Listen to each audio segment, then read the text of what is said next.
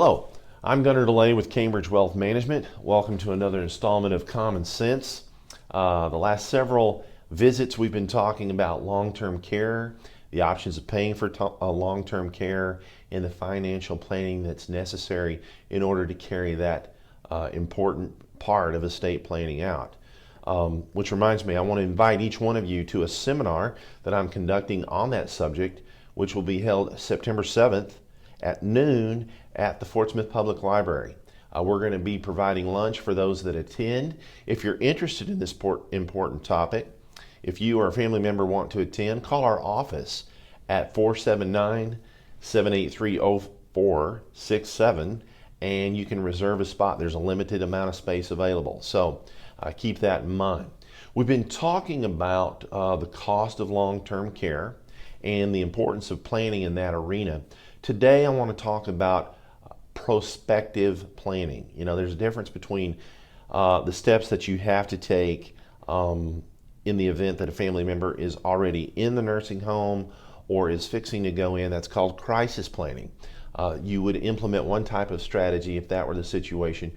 But if you haven't got to that point, perhaps you're in your mid or late 70s or your parents are in that age bracket, and you want to do planning in advance. Well, one of the big rules that comes into play is the 5-year look back. And most people have heard of that. They're a little bit familiar with it, but they're not exactly sure how it applies. Basically, when someone applies for Medicaid benefits, the state looks back 5 years to see if they have gifted away or sold below fair market value any asset. And that would include real estate, investment accounts, CDs, cash, anything like that.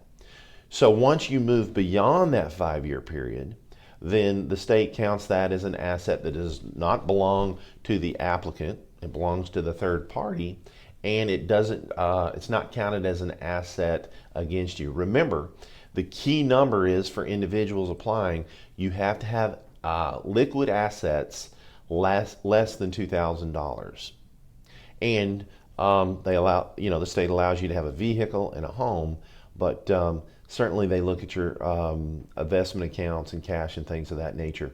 So keep that in mind, and you want to work with an investment professional that's well versed in the rules, that's familiar with this type of planning, and we do that at Cambridge Wealth Management. If we can help you, give us a call. There's no charge for an initial consultation. Come in and visit with me, and we'll explain the rules that apply and see what we can do to help you to make sure that your spouse and loved ones have a financial legacy that they can depend on after you're gone. Well, that's it for today. Thank you for your time, and have a great rest of the week.